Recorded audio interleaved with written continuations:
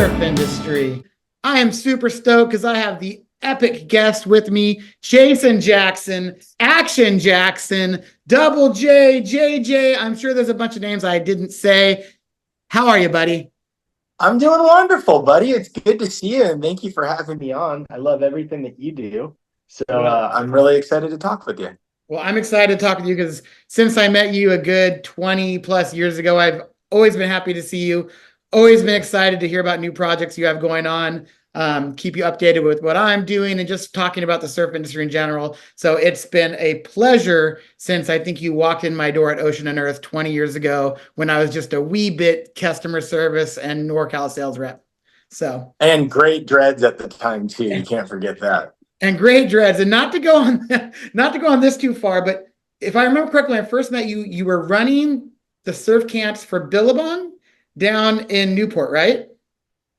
If you really want to date yourself, the first time I met you, I was a sales rep for Town and Country in Mike Estrada. That's right. I always And forget about then meeting you at the Strata. that's it. And I think I was like 16 years old. And then, yeah, I started at Billabong when I was about 18. And then we kept hanging out. Yeah, well, that was back when we both had more hair and less gray beards. Not even It beards. is, it is true, but that's all right.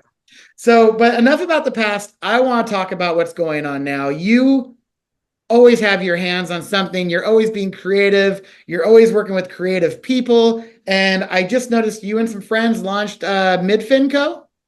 Yeah, man. I'm a bit hyperactive, you may say, and I always have to be dabbling in some creative projects. So, yeah, some friends from Hawaii and I started a new art project, we're calling it, Yeah. a film company called Midfin. Gotcha. Yeah, I noticed it says, Midfinco made with interesting individuals. I looked at your website. I noticed that you have partnerships with Kimmy Weaver, Shoots, Ivy Miller, Waterman's Guild. And one that really caught my attention was Margaret Rice, because I noticed that not only is her print on your fin, but it looks like she partnered with the swimmer brand on the same print. So you guys can kind of, you know, cross market and stuff like that. Exactly, exactly. And yeah, I mean, the whole drive behind this thing was to work with fun, interesting people with creative minds, right? And Yeah. whether that's a traditional artist, a musician, you name it, anybody that's doing something interesting, we wanted a fin to kind of be the canvas to tell that story. And our aim was to work with not necessarily professional surfers, because there's a lot of fin companies that are doing a great job at that. Not necessarily be some crazy technical brand that's, reinventing the wheel in surf professionalism. But we just wanted to do fun stuff with people that enjoyed surf. And they didn't have to be a professional at that, just have a love for surfing and have some kind of interesting story to tell. And our lovely fins are that canvas. Yeah. Well, speaking of canvas, one thing I noticed too that I thought was cool is you offer a fin stand. So if you don't surf, but you like the art, you can display that fin in your house. That is a very good observation, my friend. And yeah, that was it. We wanted to do something that whether you were an interior decorator or just a fan of the art, you could mount them or throw them up on your wall or do whatever you want, because they are works of art. We are, doing stuff with a lot of different really fun photographers, painters, chefs, you name it, and they're putting their canvas together. So we want to be able to display it. So yeah, we're selling those clear wall mounts and then those really neat little wood table mounts. Yeah, I thought they looked beautiful. And the name midfin, this is kind of funny as I was reading into it. I thought it was midfin because it's the middle fin. If you ride a thruster with the middle fin. If not, it's just the board and the fin in the middle of your board. But then as I read the about, it said, I don't know if you were one of the guys out there surfing in were you in Tavarua? Is that where you were? Or It was in Bali. Bali. And I guess you guys were saying, we got the nod from the photographer. He was going to take our photos, which stoked us out because we weren't the beginners. We weren't the elite. We're in the middle somewhere. And that's kind of where the name came from. Yeah, it's kind of a blend, and that was Kaimana and Austin Allgood, two of the founders that put it together. Had that story, and it's funny because I always joke around that it's for middle-aged men and women as well. But I'm middle-aged; they're not. They're a little younger than me. But yeah, mid can kind of represent a lot of different things, and I think that was the fun thing, is it's kind of up to the reader. Yeah. And it kind of, it's just kind of fun. It was a little bit less on taking ourselves seriously. We all surfed quite heavily in our youth all the way up until now, but life changes. You start riding different boards, maybe Not some me. mid lengths in your middle age. And yeah, we wanted to do something outside of the fun of the outside visuals that you see, just riding single fins, riding alternative boards that kind of spawn back to the fun part of surfing and not necessarily taking ourselves as serious as we used to. Yeah. No, it's true. I remember there was a point when I was living on the beach pre-kids and I had a lot of time, and I would ride whatever board that the day called for. If it was small and I just wanted to get wet, I'd take out, a longboard or a mid-length. Now that I got some pretty active kids, it's like, okay, the waves are good. My shortboard's in my car. I'm going out. Like, I don't seem to find the time to go mess around that I'd like to, but they're getting older and I'll get back to that soon. So the company I like it. I like it. the company just recently launched. Do you guys have plans to get into retail? I know right now it's new. Are you working on Yeah, absolutely. what are you doing? Absolutely. So we launched September 1st, and we are going to launch retail November 1st. We actually might be launching a few folks a little earlier. But yeah, the goal at retail, obviously surf shops are so important in general, but especially for hard goods, right? Online is what it is, but you want to be able to look, touch, and feel a fin, test drive it if you may. And so we wanted to get some really rad surf shops and boutique shops and different folks to support us. So we're on the roll doing that right now. So November 1st, look for Midfin in your local surf shop. Look for midfin in your local surf shop, and our goal too is we don't necessarily need to be in every shop, but we wanted to find really good partners that either A, have a cool boutique vibe to them, or B, and more importantly, sell hard goods where Yeah. you actually go to buy stuff. So yeah, we've been in chats with a lot of great shops. And if you're listening to this in your shop and we haven't called you, give us a ring. We'd love to work with you because you guys make the surf industry go round. That's right. And we if there's one thing that a surf shop needs to be a surf shop, it's surfboards and surfing accessories, and everything that allows you to get out in the water and do the things we love. So you definitely Exactly. fit into that case. Well, speaking of the water and making the world a better place, and having a positive impact and not a negative one, I did notice that you guys ship all your stuff in eco-friendly packaging. I don't know about if the fins are sustainable, how that's possible, but all your packaging is sustainable. So the stuff that you're not going to use, and let's put that out there. I mean, a fin is not a single use thing. It's something that you're going to use Exactly. over and over again, and it theoretically shouldn't end up in a landfill. But the packaging is all biodegradable, recyclable. What's with the packaging? Yeah, yeah. We wanted to make sure. I mean, at the end of the day, it's a brand that makes things that go into the ocean for enjoyment. We want to make sure that that ocean is clean as possible. And so we didn't want to get too crazy on the packaging. We wanted to keep it simple and more importantly, curbside recyclable. So everything that you receive, you can put in your blue bin. There's no single-use plastics or weird foams or anything like that. We went for fiber-based, earth digestible packaging, so we can leave a little bit less of a impact on our environment. Gotcha. Well, speaking of packaging, and as I mentioned earlier, you're not one to sit around and do nothing. You have, to my knowledge, two jobs. You might have more. I have no idea. Yeah, But New Earth Project, you started there, what was that, a year and two a half? years ago. Two, Two wow. years ago, yeah, it'll be 2 years ago in November, and yeah, that's my real job. And I'm really passionate about that. A New Earth Project is the sustainability initiative of Atlantic Packaging, which is a absolutely wonderful company that does really care on bringing these sustainable packaging initiatives to market. And we specialize in curbside recyclability, compostable packaging, anything that's going to be to an end user. We want to make sure it's responsibly done as possible. So there's a lot of bright people that work for the brand that come up with really cool solutions. And we get to work with a lot of cool brands that are just up for trying new stuff. And it's neat in our space in the outdoor action sports industry. There's a lot of cool brands of the likes of Firewire and Burton to your backyard shaper that are trying new things. And then now we're working with a lot of verticals in the food space, in the beverage space. Shoot, I was working with a company that wanted sustainable packaging for blinds the other Oh, day. wow. Yeah, so it's really fun. It's neat learning about new technologies and new stuff that's coming to market, that doesn't leave as big of an impact as some of the, let's call it, crappier stuff that we were doing in the past. And it's really neat seeing a lot of people try, and a lot of people that really care about that stuff. Yeah. Well, I mean, it's great too. I mean, like you said, it's nice to be able to use surf and skate as the opening vehicle voice, but so many things are shipped nowadays. And I know when Yep. something gets shipped to my house, I'm like, me, I like to go in, buy it from the store. To me, that's instant gratification. I go in, I touch it, I buy it. But I know sometimes I'll get something in the mail or someone will ship something to me and I'm like, look at all these boxes and papers. And there is a way to do that better, and Absolutely, absolutely. And there's a lot of overpacking, and that's one of the cool things about working for a New Earth project in Atlantic is they've been in the packaging world for a very long time, and sometimes it's just optimizing the way you pack something. So A, it ships from point A to B better.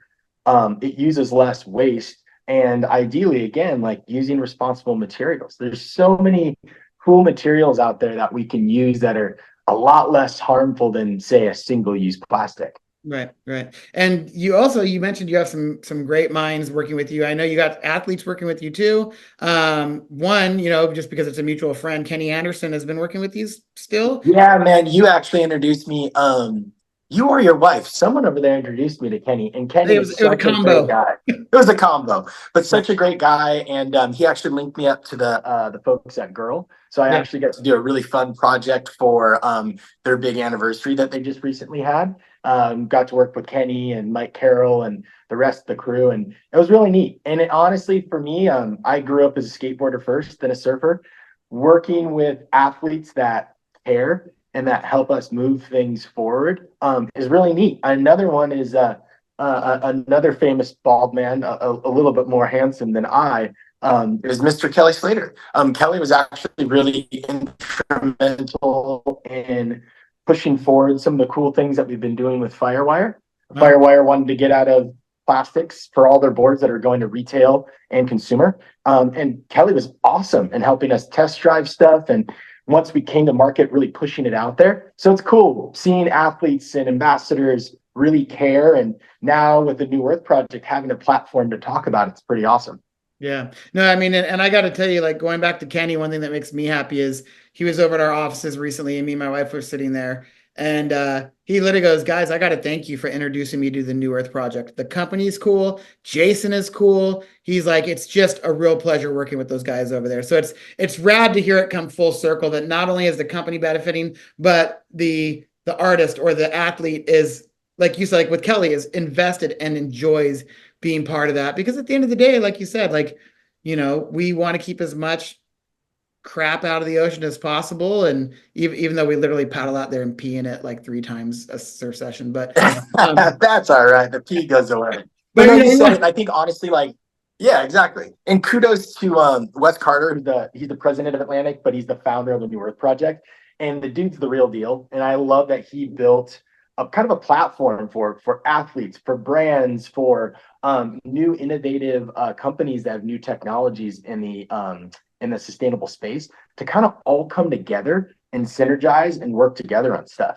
And yeah, it's neat. Like, obviously, we're for profit. Like, we're trying to come up with solutions that we can then sell and bring to market. But so much of it is just R&D.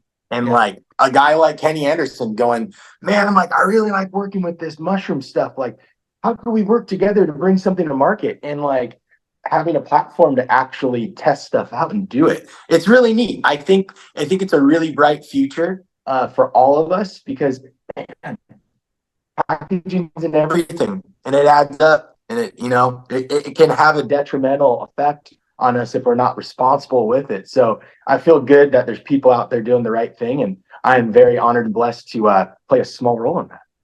well, sometimes it's easier for people to jump on board when they see other people succeeding with it. Who are some of the brands that the New Earth Project are working with right now? Oh man, that's a great call.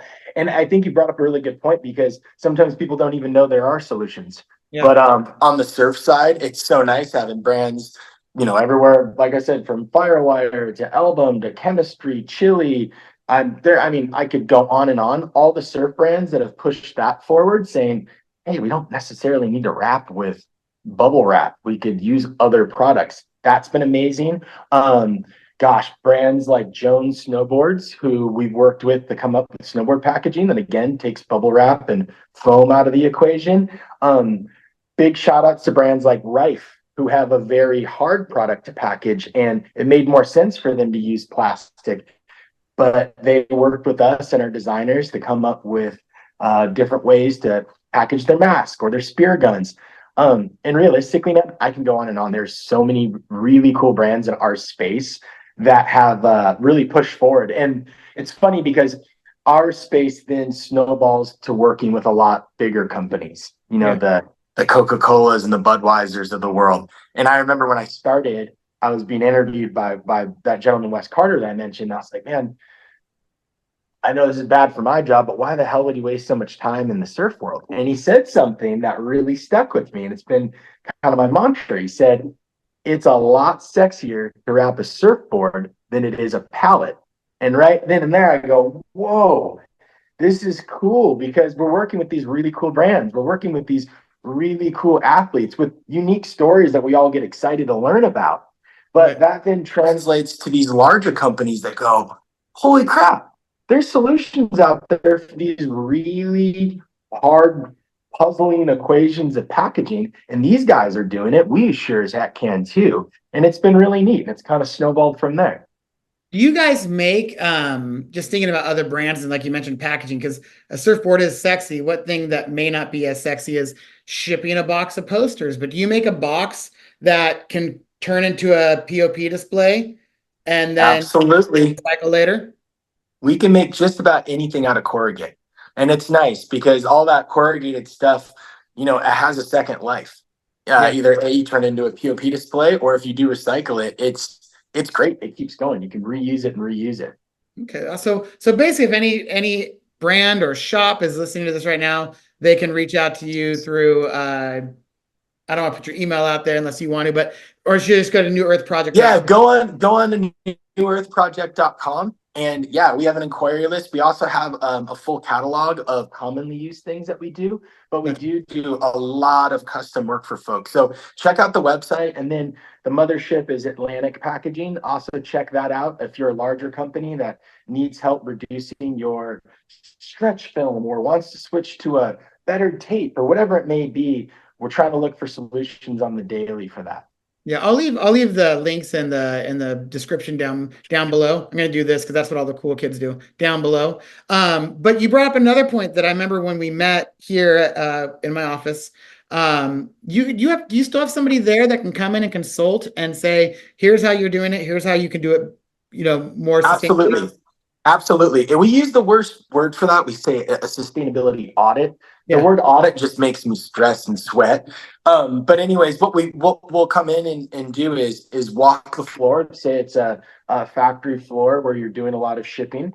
We can kind of analyze everything you're doing from the void fill that you're using to fill a box, your tape. Could you be using craft paper tape? Or if you can't use craft paper tape and you absolutely have to use a plastic product, can we then get you into a PCR product, which is post-consumer recyclable? If you're using stretch film, can we optimize your stretch film program, get you using a lot less, and maybe switch you into a high performance stretch film instead of a commodity film? And what we can do on a lot of that stuff then is actually make you a sustainability report that will show you at the end of the year how much plastic you're saving, how much CO2, how much water, and actually put together a report so you can feel good about it.